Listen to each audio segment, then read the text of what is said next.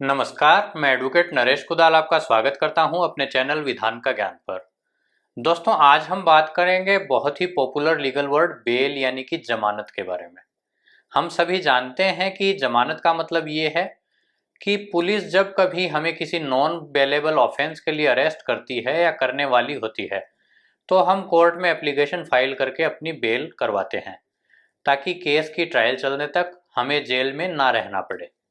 लेकिन आज हम ये भी जानेंगे कि जमानत कुल कितने टाइप की होती है और इसके अलग अलग टाइप्स के बारे में क्या प्रोविजंस हैं।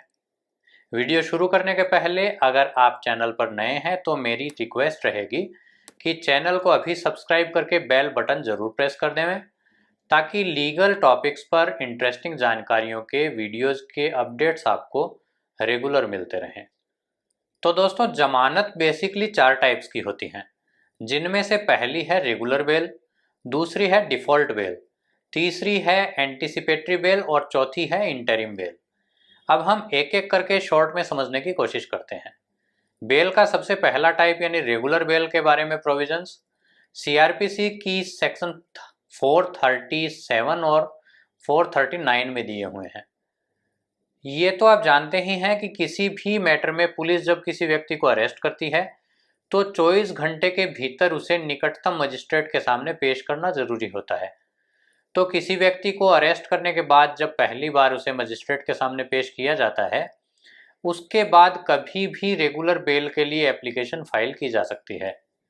यहाँ पर यह इम्पोर्टेंट है कि अगर बेल एप्लीकेशन मजिस्ट्रेट के सामने पेश की जाती है तो सेक्शन 437 लागू होगी, और अगर एप्लीकेशन सेशन कोर्ट या हाई कोर्ट में पेश की जानी है तो सीआरपीसी की सेक्शन 439 एप्लीकेबल होगी। तो शॉर्ट में कह सकते हैं कि जब किसी व्यक्ति की गिरफ्तारी के बाद मजिस्ट्रेट कोर्ट में सीआरपीसी की सेक्शन 437 के अंतर्गत एप्लीकेशन फाइल करके या सेशन कोर्ट या हाई कोर्ट में सीआरपीसी की सेक्शन 439 के अंतर्गत एप्लीकेशन फाइल करके जमानत प्राप्त की जाती है तो उसे रेगुलर बेल कहते हैं। ये बेल प्राय केस की ट्रायल चलने तक के लिए होती है। बेल के दूसरे टाइप में आता है डिफ़ॉल्ट बेल, जिसके बारे में प्रोविजंस सीआरपीसी की सेक्शन 167 में दिए गए हैं। दोस्तों, पुलिस किसी मैटर में एफआईआर होने के बाद में कितने टाइम में अपनी रिपोर्ट पेश करेगी, इसके बारे में कोई क्लियर प्रोविजन नहीं है। लेकिन सीआरपीसी की सेक्शन 167 में ये प्रोविजन जरूर किया गया है कि अगर पुलिस ने किसी व्यक्ति को अरेस्ट किया है और अपराध ऐसा है जिसमें 10 साल या ज़्यादा की सजा का प्रोविज़न है, तो अगर अरेस्ट से 90 दिन तक पुलिस चार्जशीट फाइल नहीं करती तो ऐसे अरेस्ट किए हुए व्यक्ति को बेल पर छोड़े जाने का अधिकार मिल जाएगा। इसी तरह यदि एफआईआर किसी ऐसे अपराध के बारे में है जिसके लिए 10 साल से कम की सजा का प्रोविज़न है और किसी व्यक्ति को अरेस्ट किए हुए 60 दिन से ज़्यादा का टाइम हो चुका है और पुलिस चार्जशीट फाइल नहीं कर पाती, तो ऐसे अरेस्ट किए हुए व्यक्ति को भी बेल पर छोड़े जाने का अधिकार मिल जाता है। इसको डिफ़ॉल्ट बेल कहते हैं, क्योंकि ये माना जाता है कि अगर पुलिस एक निश्चित टाइम में चार्जशीट फाइल नहीं कर पाती तो अरेस्ट किए हुए व्यक्ति को एक लिमिट से ज़्यादा अरेस्ट नहीं रखा जा सकता है। ऐसी स्थिति में अरेस्ट किए हुए व्यक्ति को जमानत अधिकार पूर्वक मिलती है, मतलब कि जमानत की एप्लीकेशन फाइल किए जाने पर मजिस्ट्रेट का कोई डिस्क्रिशन नहीं होता, बल्कि उसको केवल ये देखना होता है कि अपराध किन धाराओं के अंतर्गत है और अरेस्ट किए हुए कितना टाइम हो चुका है।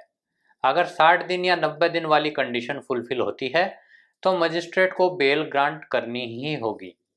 इस बेल के लिए ये ध्यान रखने लायक बात है कि अरेस्ट के 60 या 90 दिन बाद बेल अपने आप नहीं होती, बल्कि उसके लिए एप्लीकेशन फाइल करनी ज़रूरी होती है। अगर एप्लीकेशन फाइल करने के पहले चार्जशीट फाइल कर दी जाए तो फिर ऐसे अरेस्ट किया हुआ व्यक्ति डिफ़ॉल्ट बेल का अधिकारी नहीं रह जाएगा, उसे रेगुलर बेल के लिए ही ट्राई करना पड़ेगा। बेल के तीसरे टाइप में आती है एंटीसिपेटरी बेल। दोस्तों, इसके नाम से ही क्लियर हो जाता है कि अगर आपको किसी मैटर में अपनी गिरफ्तारी की आशंका है तो आप सेशन कोर्ट में या हाई कोर्ट में अपनी एंटीसिपेटरी बेल के लिए अप्लाई कर सकते हो। इसको अग्रिम जमानत भी कहते हैं, जिसके लिए प्रोविज़न सीआरपीसी की सेक्शन 438 में किए गए हैं। काफ़ी लोग पूछते हैं कि इसके लिए एफआईआर होनी ज़रूरी है क्या? तो इस बारे में सीआरपीसी में कुछ लिखा तो नहीं है, लेकिन जब तक एफआईआर नहीं होगी तब तक आशंका के लिए आधार कैसे होगा? इसलिए ये मानकर चलिए कि एफआईआर के बाद ही ये एप्लीकेशन फाइल करनी चाहिए, नहीं तो कोर्ट इसे प्री मैच्योर मानकर खारिज कर सकता है। एंटीसिपेटरी बेल के लिए अप्लाई करते हैं तो कोर्ट को कुछ ज़रूरी पॉइंट्स पर सेटिस्फाई करना ज़रूरी है। जैसे सबसे पहले तो ये कि उस अपराध में आपकी कोई भूमिका नहीं है। दूसरा, कोई हेल्थ इश्यूज या एज फैक्टर भी हो सकता है कि उन परिस्थितियों में अगर आपको अरेस्ट किया जाता है तो आपकी जान का खतरा हो जाएगा।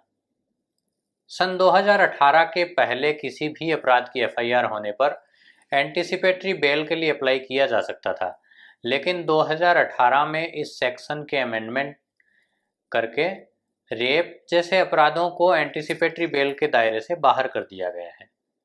पहले उत्तर प्रदेश में सेक्शन 438 एप्लीकेबल नहीं होती थी, यानी यूपी में एंटीसिपेटरी बेल के लिए प्रोविजंस नहीं होते थे, लेकिन अब वहाँ पर भी यह सेक्शन अप्लाई होती है। हालांकि उत्तर प्रदेश के लिए कुछ स्टेट अमेंडमेंट जरूर किए गए हैं। दोस्तों, कुछ साल पहले सुभाष काशीनाथ महाजन वर्सेज स्टेट ऑफ महाराष्ट्र के केस में SC/ST एक्ट के बारे में एंटीसिपेटरी बेल पर सुप्रीम कोर्ट ने कहा था कि SC/ST एक्ट से जुड़े मामलों पर भी एंटीसिपेटरी बेल के प्रोविजंस लागू होंगे, जिसके बाद देश में काफ़ी हंगामा हुआ। तो गवर्नमेंट को SC/ST एक्ट में सेक्शन 18A जोड़नी पड़ी।